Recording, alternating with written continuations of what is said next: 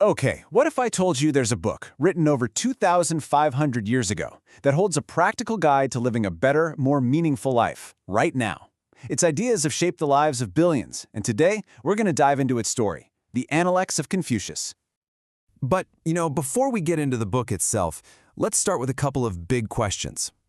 What truly makes someone a good person? And what defines a great leader? We've been wrestling with these questions for centuries, but it turns out one ancient thinker offered some incredibly powerful answers that still hit home today. So when you hear the name Confucius, what comes to mind? Let me guess, probably a stuffy, serious old philosopher, right? Someone a little bit boring, who, as one text even puts it, carries moderation too far. Well, let me just say that stereotype couldn't be more wrong. So, in our first section, An Unexpected Master, we're going to meet the real Confucius, and I promise you, he is way more surprising than you imagine. Yeah, forget that image of some fragile scholar surrounded by dusty books. The Analects reveal a true man of action. He was an expert archer and a skilled horseman, a passionate hunter and fisherman, and a pretty bold traveler in a really dangerous time. He even described himself as someone who was so enthusiastic, so into what he was doing, that he'd forget to eat and not even notice old age creeping up. This was a man who was absolutely brimming with life. So, why did this man of action turn to philosophy?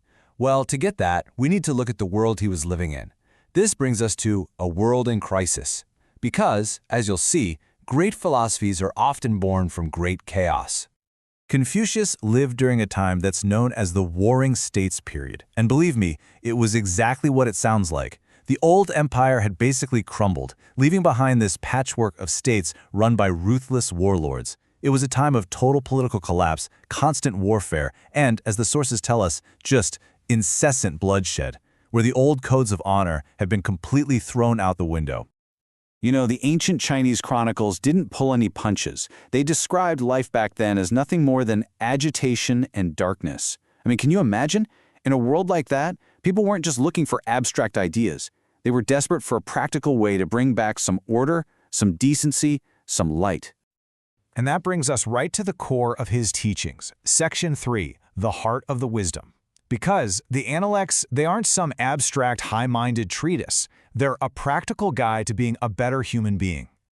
At the very heart of his philosophy is one central concept, Ren. Now, it's often translated as benevolence, but it's so much more than that. It's really about a deep, genuine empathy and compassion. It's this foundational idea that a good person puts the needs of others and the community as a whole first. Everything else, it's all built on top of this. In the ideal person, the one who truly lives out this idea of Ren, is what Confucius called the Junzi, the gentleman, or maybe better, the noble person. And here's the really revolutionary part. For Confucius, being a Junzi had absolutely nothing to do with being born into a noble family. It was all about character. Nobility came from your actions, from your moral integrity, not your bloodline. This was a direct challenge to the entire aristocratic system of his day, a huge deal. So how do you actually build a society on these principles? Well, Confucius believed you have to start small by perfecting our most fundamental interactions. He laid out these 5 key relationships. His logic was pretty simple. If we all fulfill our roles within these core relationships with respect and care, that harmony will naturally ripple outward, creating a just and stable society from the family unit all the way up to the entire state. Okay, so these were some powerful ideas, but did they actually last? Did they make a difference? That brings us to our next section, his legacy today. Because this isn't just ancient history, folks. These words actively shaped the world that we all live in right now. The scale of his influence is just staggering.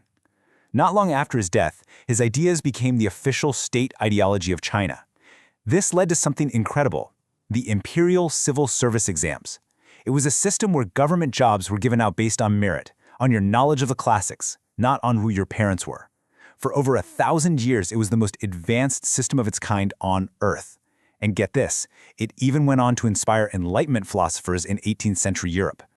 So why does a 2,500-year-old book still have so much power? I think the writer Jorge Luis Borges gives us a perfect answer. He said a classic isn't some static object. It's a living text that continues to grow. Each new generation of readers brings their own questions, their own insights, and they add new layers of meaning, finding new relevance. The Analects are a classic precisely because they never stop speaking to us. And that brings us to our final section, a final lesson, because the real power of the Analects isn't just in its history, but in what it asks of us, right here, right now. So it's your turn to think. This single powerful line pretty much captures the entire spirit of the Confucian project. Listen to the way at dawn and die satisfied at dusk. Wow. It's all about a lifelong passion for learning, for self-improvement. It suggests that a single day spent pursuing wisdom and virtue, what he calls the way, is a day that makes an entire life worthwhile. It's not about some final destination. It's about cherishing the journey every single day. And that leaves us with this final question. If a guide to living a more virtuous, purposeful, and harmonious life actually existed, would you use it? The Analects is exactly that guide. It's been sitting right there on the shelf for 2,500 years, offering a clear path. The only real question left is, will you open it?